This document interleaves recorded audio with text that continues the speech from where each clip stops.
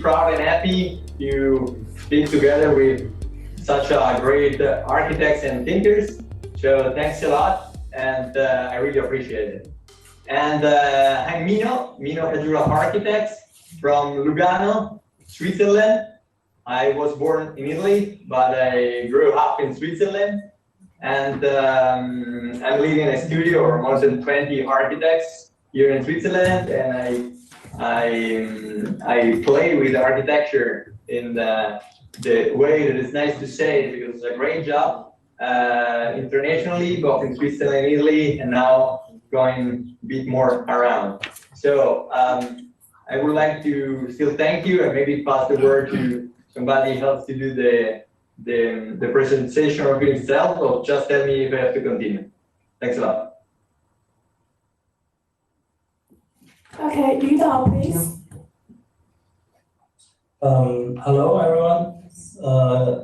It's a pleasure for me to have this opportunity to take part in this discussion. Hello, Mr. Sou Fujimoto, and hello, Mr. Mino Caggiula. My name is Dao, and I was born in Beijing. And I spent my 5 years academical and time in Switzerland. And after I finished my work in Switzerland, I found with two partners, Q Architects. Now we have our atelier both in Beijing and Shenzhen.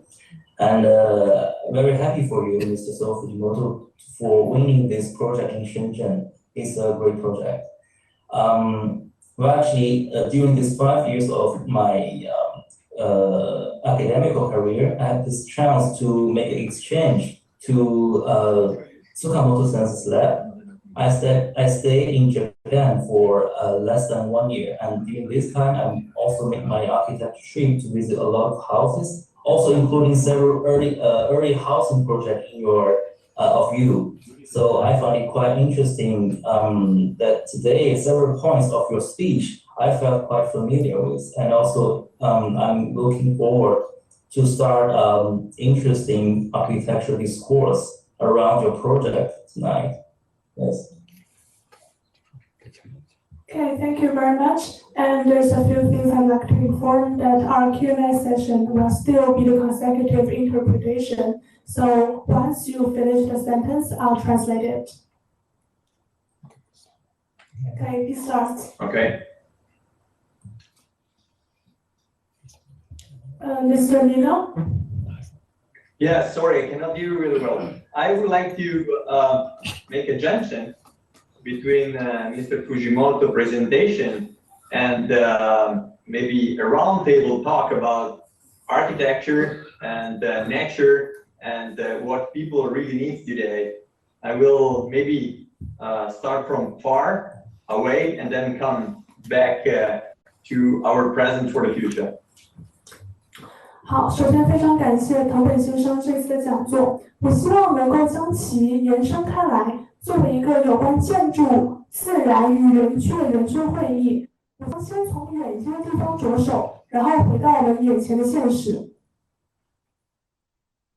So human being as ancestral needs, and humanity started living in caves, and I think that these for physical and psychological needs and necessities in a way.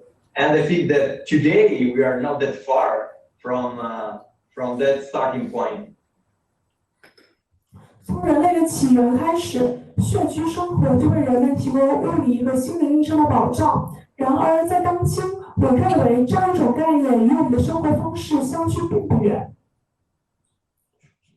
Every day with my team, I'm always speaking about the great value of obvious.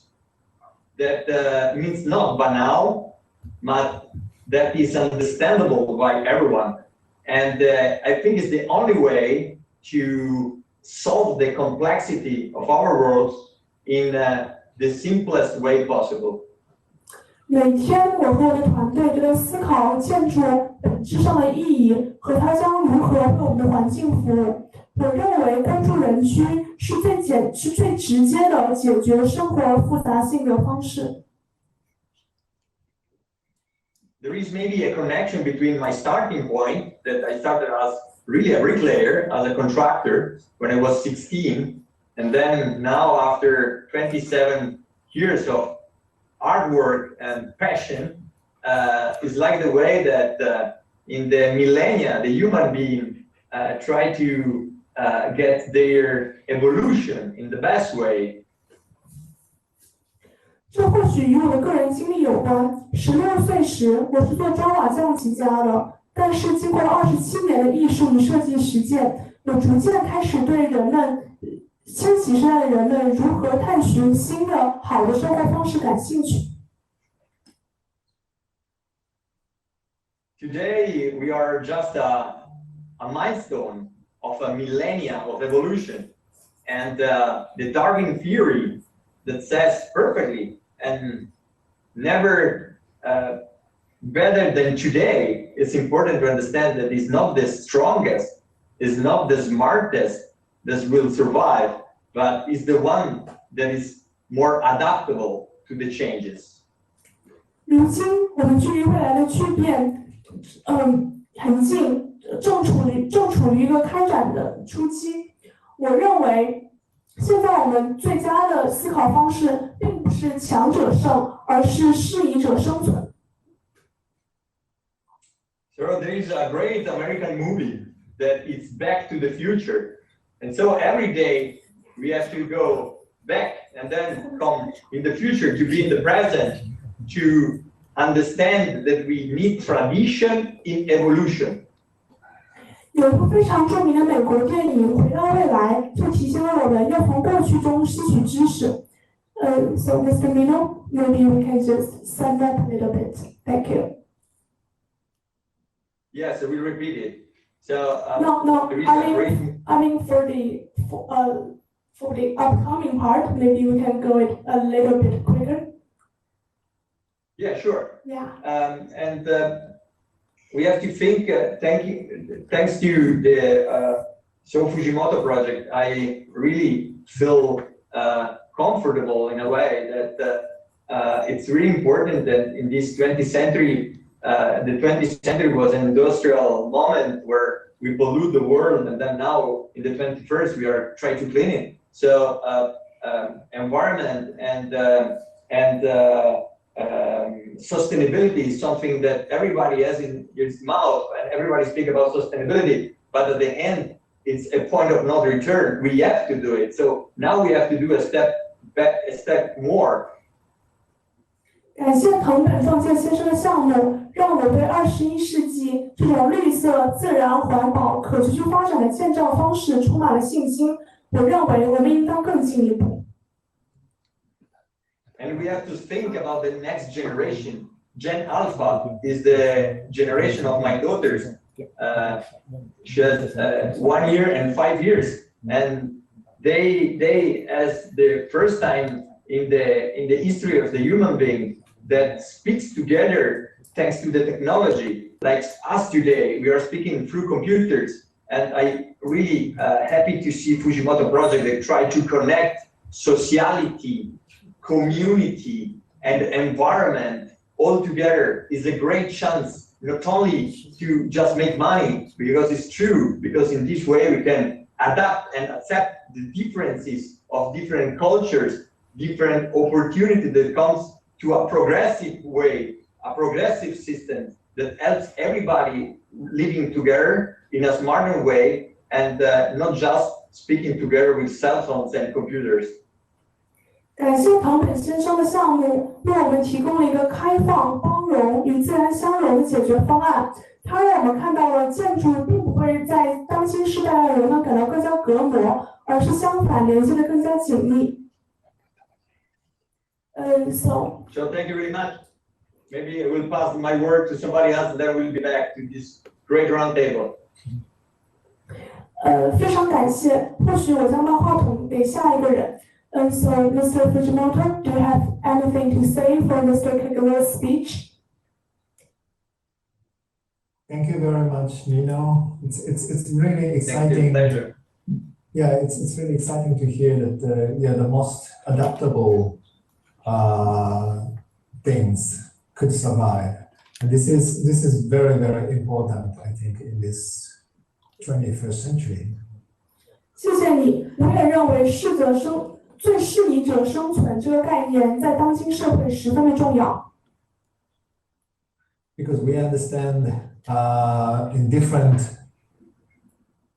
places, like Japan, China, Europe, and different cities like Tokyo, Shenzhen, Beijing, and Switzerland, the Zurich or Paris.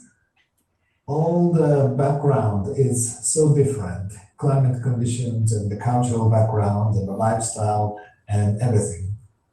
And I like to respect and I like to find the way to respect each different background and find a way individually to harmonize the whole background and the given programs and the visions of the clients for the future. And for this, those kind of adaptable and respectful strategy is very, very important. And flexibility is very important. 我们建筑师会在许多不同的国家、城市和地区工作。我认为做因地制宜的设计，尊重当地已有的气候和人们的生活习惯，以及客人们的愿景是十分重要的。And the meaning of the nature is also different. And sometimes it's a good strategy to bring a lot of greens into the building, but sometimes, it's not so possible in some specific areas. But we can create, like by architectural design or by architectural thinking, we can create the environment more open to the nature or push people's mind to be friendly to the nature. 在不同的地区，对自然有着不同的诠释。比如说，有时的建筑内部见到植物是很合适的，但有时却不合适。因此，建筑不光应该容纳物理意义上的自然，更应该连接起建筑内部与外部的自然，同时启发人们的生活方式，让他们去接受拥抱自然。So that's why I like to be flexible and more adaptable to treat nature in various different way and probably more, I would say, creative or inventive way to handle the nature in architecture. 这正是为什么我喜欢用更加灵活、更加变通的方式去处理建筑与自然之间的关系。Thank you very much. 谢谢。非常感谢。So, Mr. Yu? Yes. Hello, Mr. Sou Fujimoto. I have actually a question more related to your project, actually, because I'm a relatively young architect. So I'm more interested in the topic of how can an architect grow. I mean, the growing process of an architect. Actually, I think as an architect, we mainly are interested in two types of questions. The first is why questions. Why do we construct? And the second one is how questions. How do we support the first question? 非常感谢唐本先生。而我问的问题是以一个年轻建设的视角出发的，即我们如何建造和我们为何建造。And I think during your presentation, I found almost all the projects are quite clear that they try to contribute to a very clear why question. Let's say a certain degree of status between architecture and nature. But also, I think if we compare with other projects, I think there is something different behind this intention. For instance, the early stage of your project, like House N and other housing project in Tokyo, you try to work very clearly with a basic type of rooms in a three-dimensional level to construct kind of a new spatial grammatic.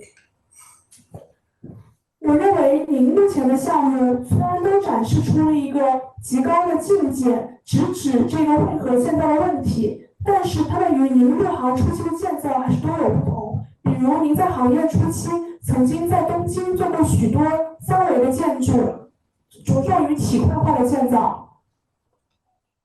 And maybe some other projects, they are behind the space. You can read a very clearly control of diagrammatical thinking, such as the library project, that the space is generated with one very clear strategy of diagram.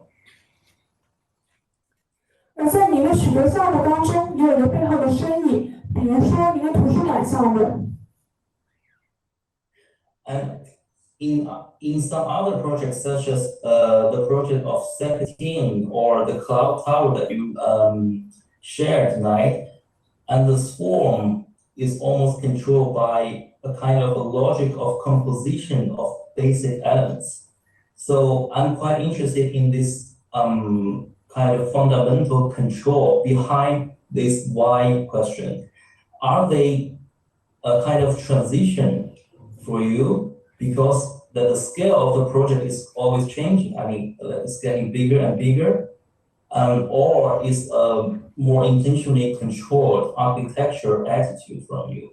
And because the later project that you share in Shenzhen and also in the city, it seems that you come back to the basic typology again, but still with a very blurred boundary inside. So I think this kind of phenomenon is quite interesting behind one singular intention. So would you please talk more about this?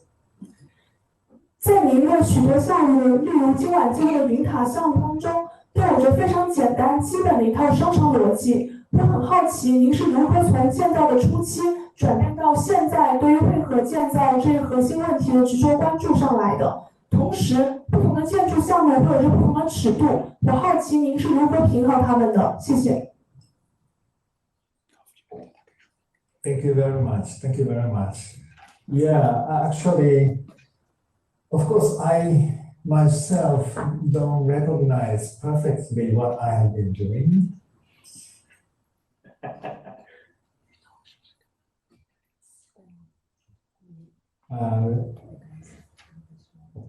Translation is should I say repeat it again?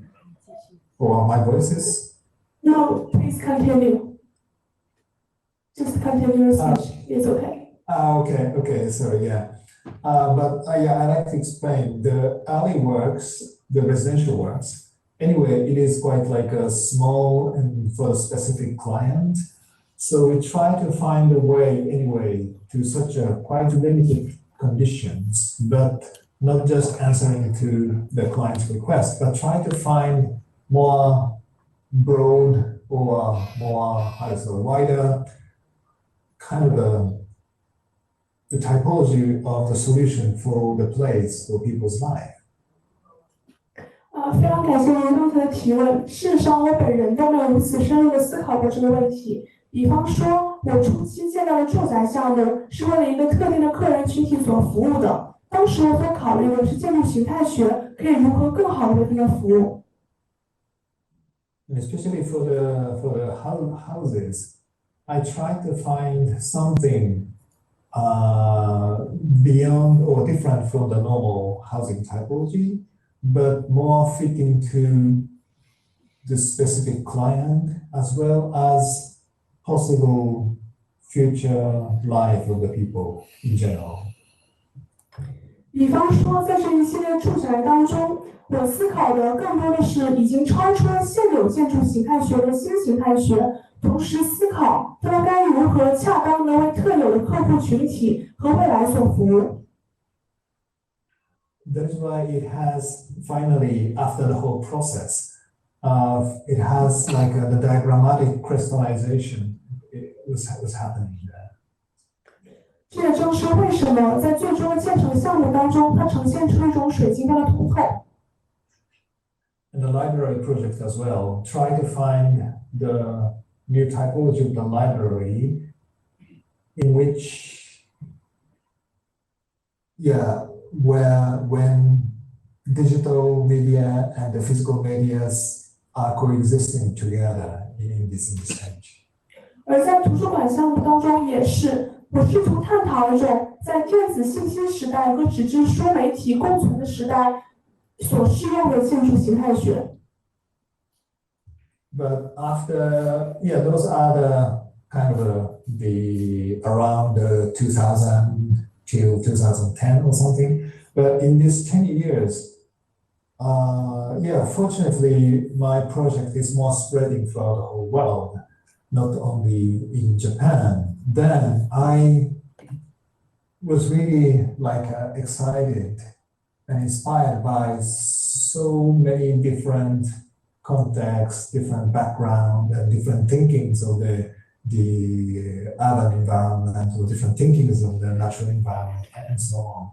Then I'm really like enjoying to adapt, yeah, as we talked, to adapt and to find independent, different way to, how do you say, to crystallize the situations for its own.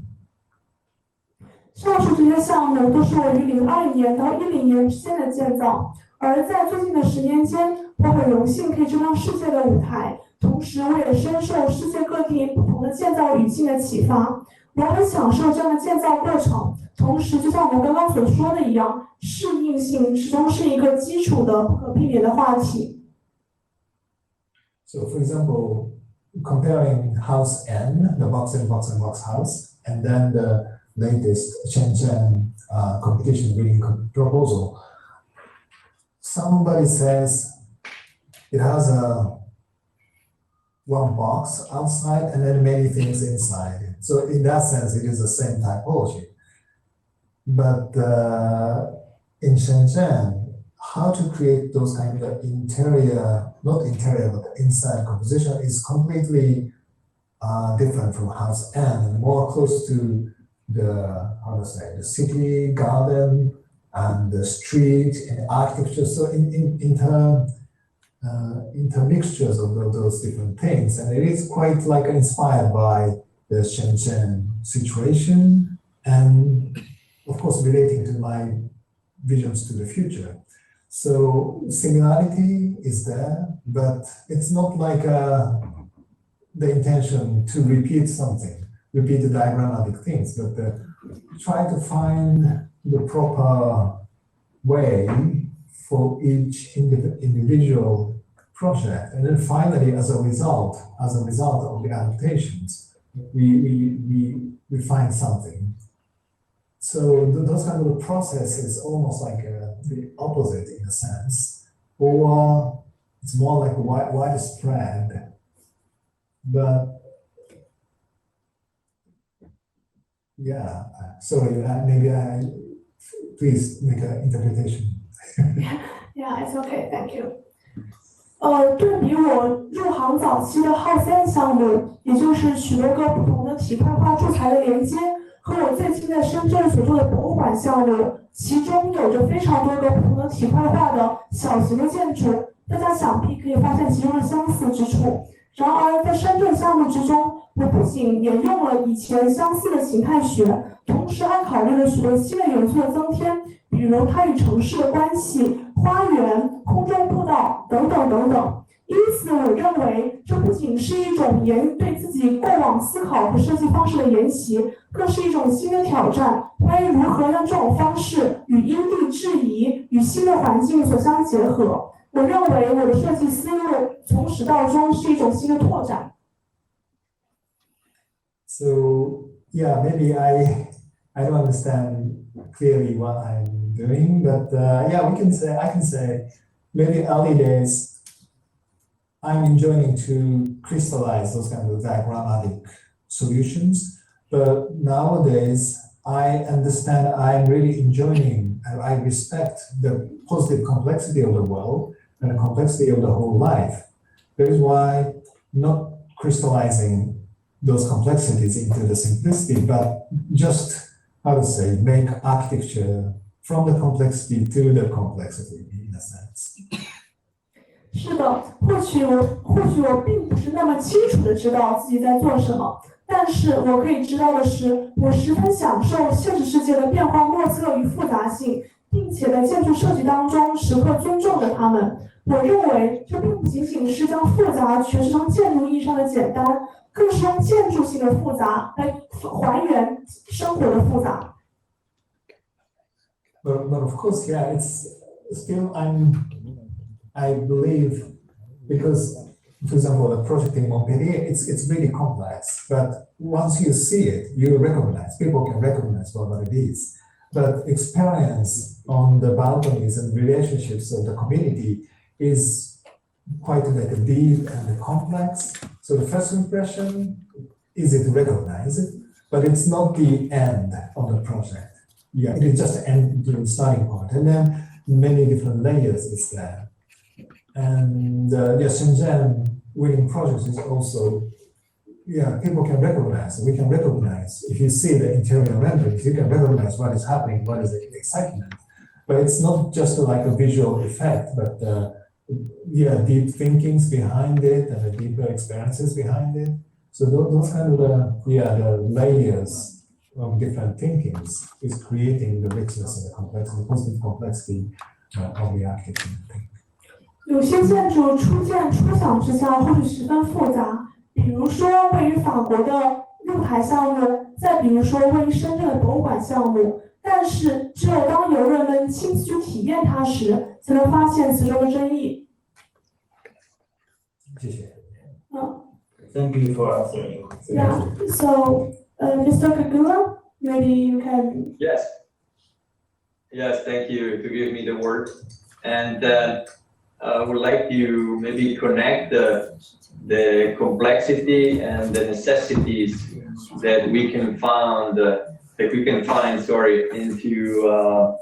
the Montpellier project, for instance, to changing the scale to the city. 感谢您的发言。我认为关于城市空间和城市尺度这些讨论都十分有价值和有趣的。Today we speak a lot about really crowded cities and a really crowded world where complexity and different problematic stuff like the pandemic and other things that change in one day our life, and so we have to be flexible and flexible. 现在我们生活在一个复杂多变、充满了困难与挑战的社会，正比如疫情在一夜之间改变人们的生活，因此我认为人们应该变得越来越具有适应性。So there is this theory about a city that you can walk through in 15 minutes, and like an archipelago of workers can be connected together with all the functions, all the needs that everybody has, staying in community, staying together, and take the chance of having something really good and important by the real importance of people in the center. 因此，我认为一个关注人居尺度，一个可以让人们在10到15分钟步行距离内到达的空间，一个可以让所有人在此相聚、相会、相交流的空间，是十分重要的。And so it's easy to speak about and theoretically, but then the great question is how to deal with the reality of an economic and geopolitical world that is global, but at the same time is disconnected, thanks to also the problem that we can see today. And the question is how to create this kind of quarter, translate this theory that comes from architecture and spread them to a bigger environment. 而我的问题是，如何使用建筑的理论重建在这个复杂多变、地理和经济意义上都有着间隔的世界的联系。So for sure, I would say that it's not an answer. My word are not an answer, but our question. And maybe we can for sure be more efficient in living in 15-minute distances and walk from one side to another, or maybe thanks to bicycle get connected and take out streets, that it's something that looks impossible in a way, but maybe just in the impossible we can think and see the possible. And we'd like to ask to Mr. Fujimoto, great architect and thinker, what do you think about? 我认为一个适合人居使用的城市空间是十分重要的。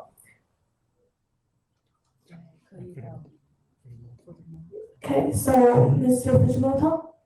Yeah. Thank you very much. Yeah, that is very, very important question, I think. And yeah, I myself now living in Tokyo, then I feel that Tokyo is a city like the groups of the many different villages in sense. Sorry, please continue. Could you do the interpretation? Tokyo is like the group of the different villages. Yeah. Which means, can I continue? Yeah, you can continue. Sorry, like we have a small problem here, but it's okay. Yeah, so it means its specific area like a Shibuya or Shinjuku or those kind of identity is created in such a small area, walkable area, and it has like a nice walkable urban environment in a sense. 东京对我来说几乎是一个密集的由村落聚起来的城市，而它的每一个部分都是适合步行距离的。But the problem is it's super over densified in a sense, and too many people are coming by train to work in such places. So finally, the city itself is like a human scale walkable place, but the densities of the people are too much overpacked. That is the big problem. 但是有一大问题是，每天有人潮随着电车往来，从而让东京这一座本来适合人们步行的大都市变得过于拥挤。And yeah, honestly, I don't know we can solve this problem, but hopefully we can have more of those kind of the satellite or the different villages, which has nice identity in itself and the nice economical skills, but at the same time the proper densities of the people. 我并不知道这个问题是否能得到解决，但是我希望在东京的旁边能够有一所大小适宜、尺度合适的卫星城，同样有着它自己独特的定位，同时能够疏散这个人口。And I believe here in this pandemic period, I have been thinking about what kind of a urban environment is good for us. And then finally, I thought it's nice to have more choices anyway, because if you don't have the choice to go out from home, that's terrible. But if you just move to the countryside, then of course it could be nice environment, but the choice, the variation in the choices is not so much increased. So you just have the house in the countryside. But if you can have a house in the city and the house in the countryside at the same time, or work in the home and work in the office or work in the cafe, those kind of multiple choices could make you more relaxed or more like could survive in a sense. And then city has a potentials to have more different diversities in it, not over densified, but just to have more like choices and more diversified. And then each villages, in a sense, in the city could be more richer, diversified, and different characteristics. I believe those are the directions for our city. And then, of course, it means bringing more natures in those cities as well, because city diversifying means not only artificial structures, but also natural environment or park or the hot spring or anything. could be there. 后疫情时代，我意识到选择对于人们的生活来说永远是多多益善的。举例来说，如果你被困在城市的家中，这显然是一种不好的体验。但是如果移居到乡村，又会过于寂寥。因此，我认为城市和乡村都应该提高自己的复杂性、多样性和适配性。如果人们能够在城市和乡村同时拥有居所，这想必是一种很好的体验。我认为城市和乡村的共同发展、共同改善将是解决这个问题的必要钥匙。But yeah, of course, the problem of the overdensity is still there. And then, yeah, for example, the hotel I showed, it's in the city of Maebashi, which is like the middle-sized city in Japan. But now the client of this hotel is from this city of Maebashi, and he is now trying to, reactivate the city by several different strategies.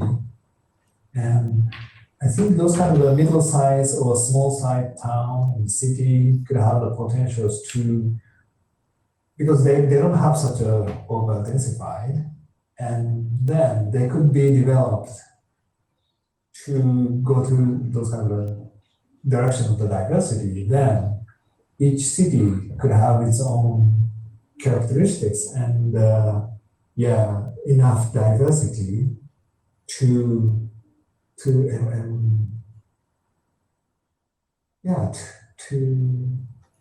make people happy, I think. 我现在的绿之丘酒店位于日本的一座中型城市，它是一座非常有特色的城市，而我们的酒店也向城市本地人和外来旅客开放。我认为对这些尚且没有城市过密性问题的中小城市，发展他们独自的特色和多样性将是一条很好的选择。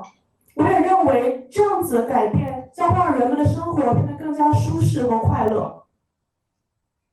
But I'd like to hear your opinion from two of you, both of you, from the European point of view and from the Chinese point of view, because this is very important topic, I think. 同时我也非常期待听到各位嘉宾从欧洲和中国的不同视角，因为对我来说这非常重要。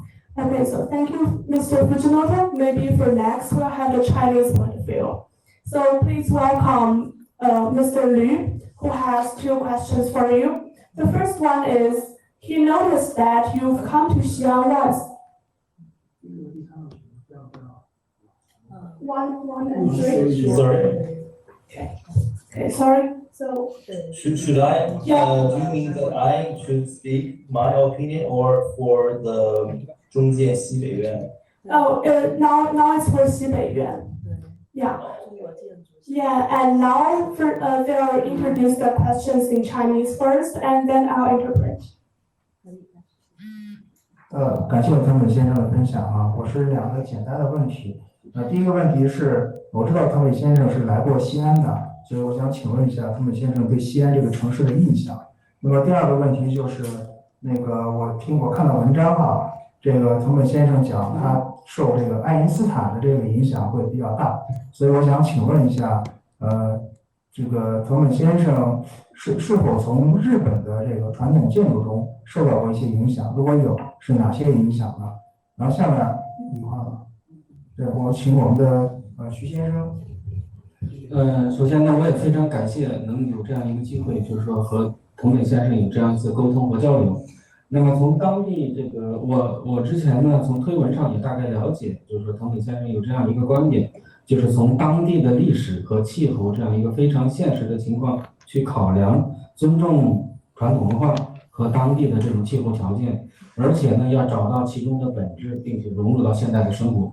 那么从这样的一个理念的建构上来讲，那么我非常想了解的就是说，那么藤本先生对传统历史这种的解读和考量。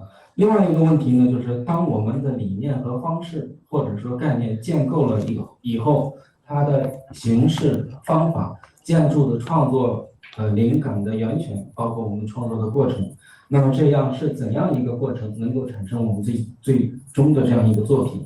我也希望从这个角度呢，能够聆听各位的一些解读。这是我的一些提问吧。再次感谢精彩分享。Okay. Hello. So I'll firstly translate for Mr. Liu, and after you answer his question, I'll translate for Mr. Xu. So Mr. Liu's question is like, firstly, he noticed that you've come to Xi'an once, and what's your first impression of the city? And his second question is, he noticed that you've learned from Einstein a lot, and he wondered that how is the impact of ancient Japanese architecture on you? Like, are you inspired by your country's architectural culture?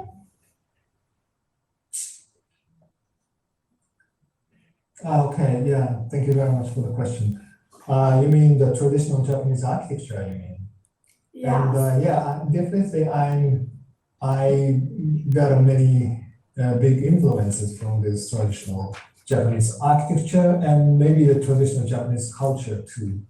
Especially the architecture which is quite open and connecting to the garden and to the nature. Most of the Japanese traditional architecture is like a half closed but half open by the moving sliding doors. And those kind of the dynamic relationships, which could be controlled by the people, depends on the seasons or depends on the time. But most of the buildings are designed to be connected or to be related to the nature and garden. And that is, one of the big influences I got to think about such a fundamental relationships between nature and architecture. So in that sense, my basics is really linked to that. 感谢您的问题。我认为我的基础设计理念与日本的文化和建筑结合非常紧密。比方说，我深受日本传统宅院的启发，它们大多由推拉门和一个开放性的枯山水庭园相连，而这些推拉门是可以因为季节的变换而由人为控制来调节整个建筑形态的。我认为这种建筑和外在景观之间的联系对我的影响非常之大。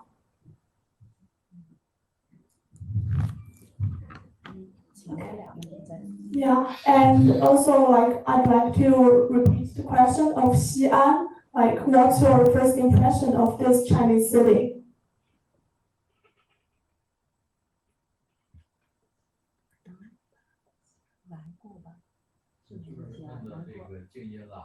Doing or still Xi'an's turn? Still the Xi'an question for Mr. Fujimoto. Could you translate it?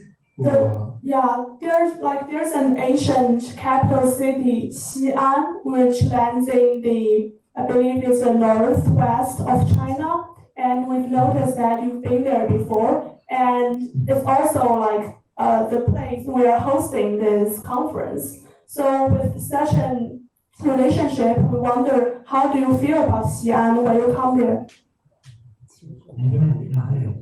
Yeah, actually, it was 1.5 years ago I was there, and it was really impressive experience to see the old city of Xi'an and also the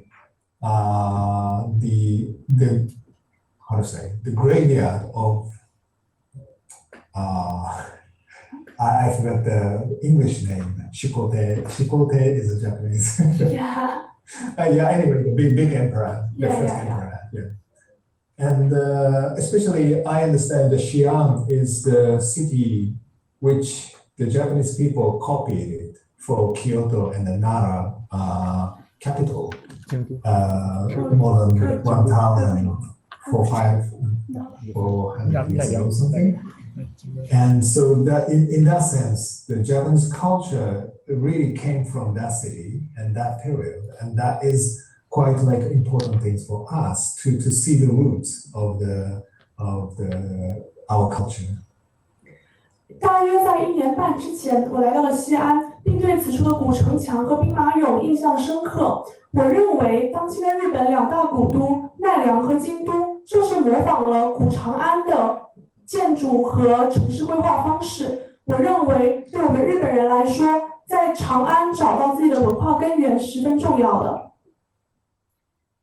And then I walked on above the top of the wall, not go all around, but a little bit. But it is like really impressive to see. I felt the feelings of those kind of ancient city, and at the same time, yeah, we walked down to the actual city, and the city is still like quite human and active on the ground level, and so those basic structure of the city is still quite like meaningful and connecting to the contemporary life. It was really impressive. 在我在古城墙上行走时，我真切地感受到了历史的积淀。但是当我返回到西安城区时，我又被它的现代化和活跃所打动。我认为西安是一所荣光了古今的城市。And yeah, every time I'm coming to China, yeah, in a different city, different regions, each region has its own like historical old city park or the preservation areas and the villages, and that is very, very exciting to see such a diversity of different cultural areas and full of inspirations.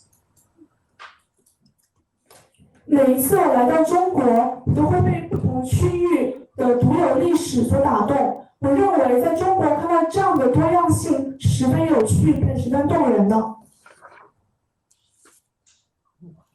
然后再回到那个东西方的，然后再移到一个翻译。Okay, so like after we finish this question from the purely Chinese part, let's come back to Mr. Yu, who might give us a connection between the East and the West. Mr. Yu, please. Okay, so I will try to move a step further with the initial question from Mr. Mino Caggiula. And Mr. Sou Fujimoto, you just described the city's problem that you found and your suggestions. And I think this is really the key issue why architects works. For us, maybe you all know that the city phenomenon in China, especially in the big metropolises, in Beijing or Shenzhen or Shanghai, they are really they're very abnormal. Yeah, like kind of before 20 or 30 years, the whole city is constructed on the tabula rasa, and then you will find all the mixtures of all different typologies on one reason. And a little bit like Tokyo, this chaos city is a little bit like Tokyo, but I think the Tokyo's scale is more kind of friendly to human, just like what you said, what you mentioned. It's kind of like an analog of small villages together, right? Yeah.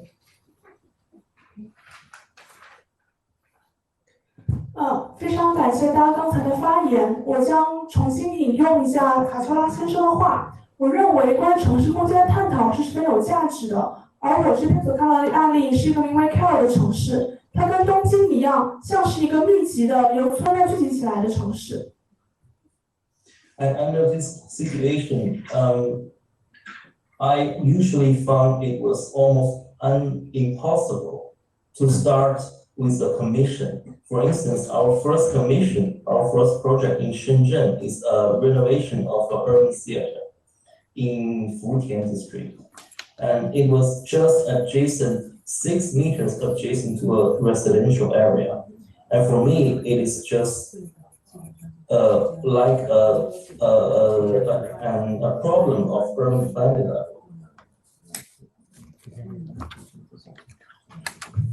而我本人在深圳的福田区也曾经有过类似的实践。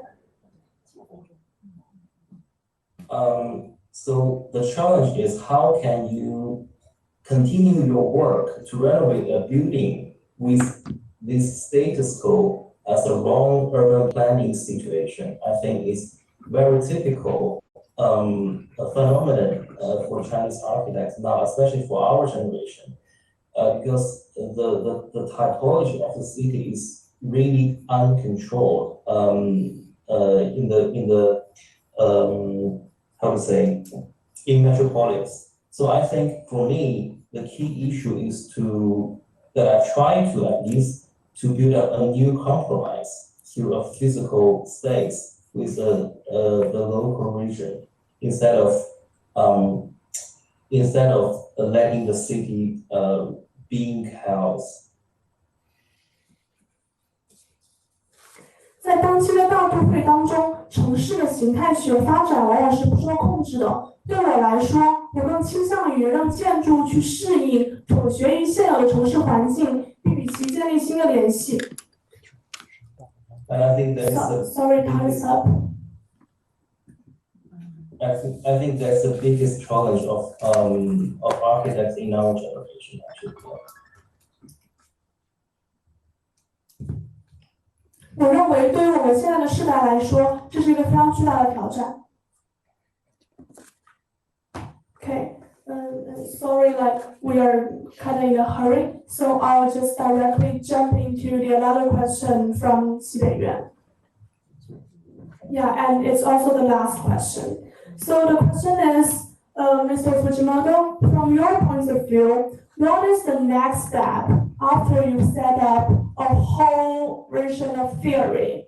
Like, what is your methodology and your process of design after you're having your own theory of architecture and nature's connection?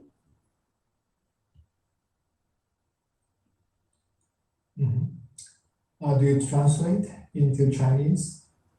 No, This question? no. They've already said it in Chinese before. Yeah. Okay. Yeah, thank you very much for the question. But for me, it's not like I have a theory and then I will adapt the theory to the reality. It's not like that. It is more like I see the reality and I see the actual site, actual weather, actual program, and actual, the conversation with the client. And then I will find a way to make something really like integrate everything in a sense and bring it to the future. And that is then through the whole process, probably I could find some kind of a new typology, clear, like a theoretical something, but it's not like the theory from the very beginning. Through the process, we find the theory, and then we can clarify the whole situation, and we can explain it to the people, and we can explain it to the world, what is happening there, what we are doing there. So it's not like how to say, I already have a theory and just put that theory into the reality. But I like to find, that is why adaptation, how to adapt it and flexibly in a different situation is very, very important. Different reality, respecting the whole world, it's so complex and so rich, then I just like to respect it. And I like to find the best something. I like to find the best something from that, which is not only solving the problems, but creating the positive hopes for the futures and creating the joys for the people and going something beyond the physical requirement for the project. 好，非常感谢您的问题。但我认为，比起先建立一套完整的理念体系，再将其付诸实践，我的工作方式更像是从现实发生的事情和客户们的需求着眼，再去将它投入于建筑设计实践当中，并在设计过程中试图统合所有有关的要素，比如说建筑、自然、城市等等，最终成就一个面向着未来的建筑设计。我认为，在整个设计过程当中，我们的理念初步有了雏形，并且我们进而可以通过这个理念，将我们的想法诠释给整个社会。这也正是为什么我不断地强调适应性，因为比起先有理念再有实践，我们更像是在实践当中不断地发展理念，不断地适应不同的场地、气候、实际状况，并且时刻做出改变。从而建造出为人们带来希望和美好生活的新建筑。And of course, yeah, I have many experiences for more than 20 years. So I have many projects, I have many diagrams, I have many hypotheses, and probably we can say the theories. Many of them we have, but none of them could be just a simple answer, direct answer to be any of the future project. But for each project, it is like a nice chance for me to re-understand what we have been done in the past, or the good chance for us to creatively reinvent the past works and finding new meanings and new value from our past works in a sense. But not only from our past works, but from the whole history of the architecture in a sense. So that is like the excitement of the architecture design, because every time for the new project, the whole situation is so different, so new, and that is the starting point and a nice chance and full of inspiration to refine the new meaning of our past works and the new meanings of the whole historical architecture throughout the whole world. So that is like endless, exciting process. 在过去20年的实践当中，我的确已经有了一定的理论基础，但我认为没有任何理论可以对于现代复杂的社会做出一个简单的回应。在做每一个新的项目的时候，我们都会重新反省，重新从过去的项目当中学习，并且对他们进行一个有创意的重新改良。不仅仅是我们本人的项目，更多的是整个建筑史当中的辉煌。我认为建筑设计的趣味正在于此，它是一个不断推陈出新的过程。我们从过去中学习，从现实中学习，并且这段学习的旅程是永无止境的。